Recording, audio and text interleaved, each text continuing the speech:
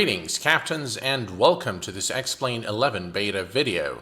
We are currently situated at Chopin Airport in Poland, Echo Papa Whiskey Alpha. Essentially, what I'd like to show you in this video is what I refer to as the flight navigation essentials. I think for those of you who are coming from Explain 10 will really appreciate what Laminar Research has done in terms of revamping the local map and how the airport information is accessed in Explain 11. And for those of you who are completely new to Explain, I think will really appreciate the ease of use and the user friendliness in Explain as opposed to other flight simulation platforms. In order to access important airport information, including nearby VOR and NDB stations in Explain 11, you simply need to click on the M keyboard button. The new map replaces the local map in Explain 10, and it has been redesigned and revamped to be more intuitive, more user-friendly, and allow you to access the information with ease. You can use the scroll wheel on your mouse to zoom in and out, but you can also use the buttons here if your mouse is not equipped with a wheel.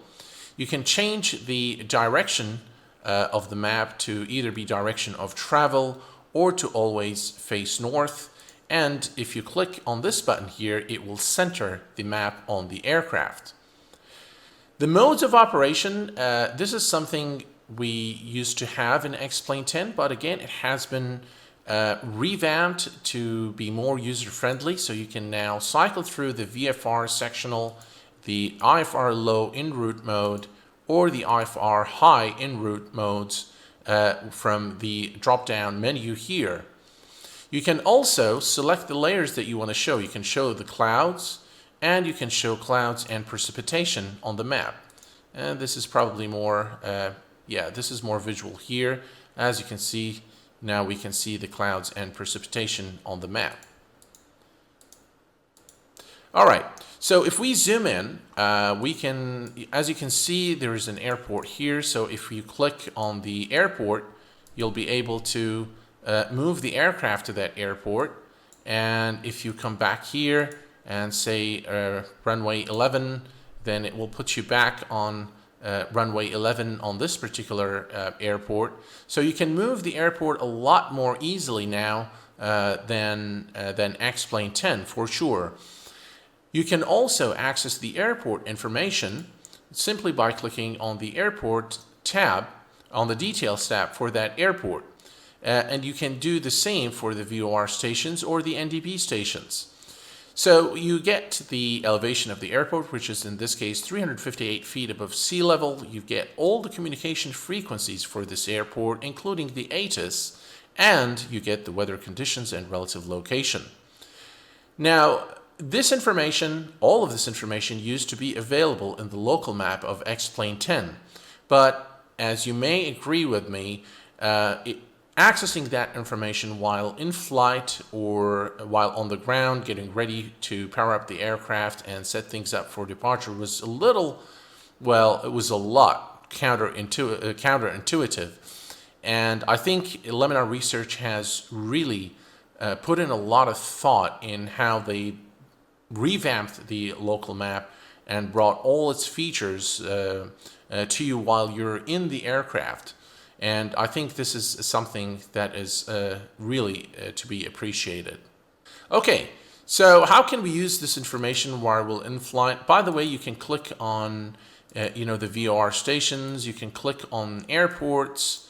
Here, let me just kind of zoom out. All right, so there is a VOR station here. There's an NDB station, it looks like. Yes, so when you click on an NDB station, you can tune the radio to that station, and you can tune it to either ADF1 or ADF2. And the same thing you can do by clicking on the VOR stations. So let me just go ahead and try to... Okay, so this is the VOR station. And as you can see now, this is the frequency. This is the distance to the VOR station. This is the radial to the station. And you can tune nav1 and 2 again, using just these buttons. If I click on nav1 or nav2, it would tune that frequency to nav1 in the aircraft.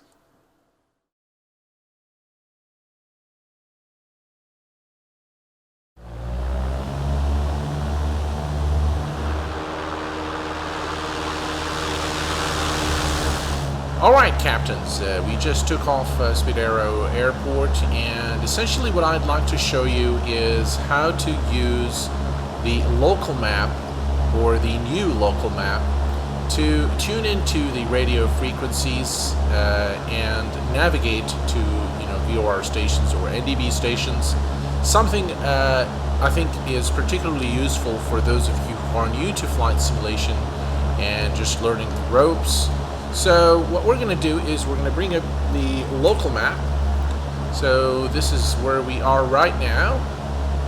And so let's take a look here. So this is a VOR station and Hampton East. Yes. Okay, so we'll click on Tune to Nav 1 and we'll come to the autopilot. We'll engage the autopilot and click on Nav.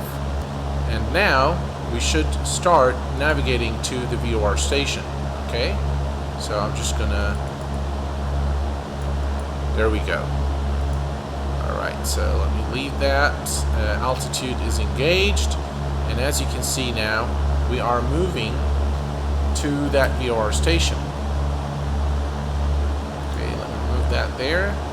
That's the aircraft, and that's the VOR station. As you can see now, we are moving there, and 113.6 is the station, and that's now tuned into Nav 1. The VOR station information is listed here with the radial to the station and the distance to the station, and this distance now matches this distance here. The new map also allows you to position the aircraft at any altitude or heading that you wish.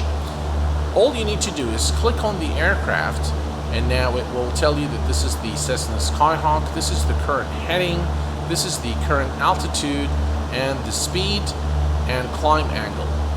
So what you can do, you can change the altitude. So as you can see now, we are at 3,000. Okay, this is the degree of climb, and this is the speed in knots. Alright, so I can engage the autopilot again, nav and altitude, and now this should start stabilizing again. Alright, what I'm going to do now is I'm going to select one of the airports here. Let's say this airport. Yep, so that's the Groton New London. And we'll say runway 5, final approach, and once you do that, it will position the aircraft on final approach for the selected runway. There we go, and now we remove the map, and there's the runway. So let's go ahead and land.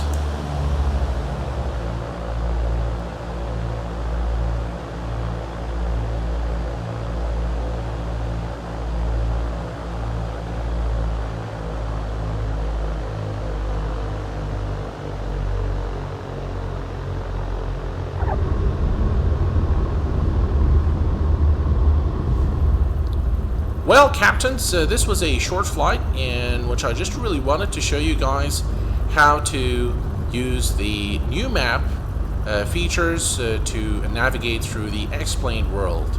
There's one more thing that I would like to show you guys in this video, which is how to update the Explain 11 database. I use Navigraph FMS Data Manager to update my navigational databases.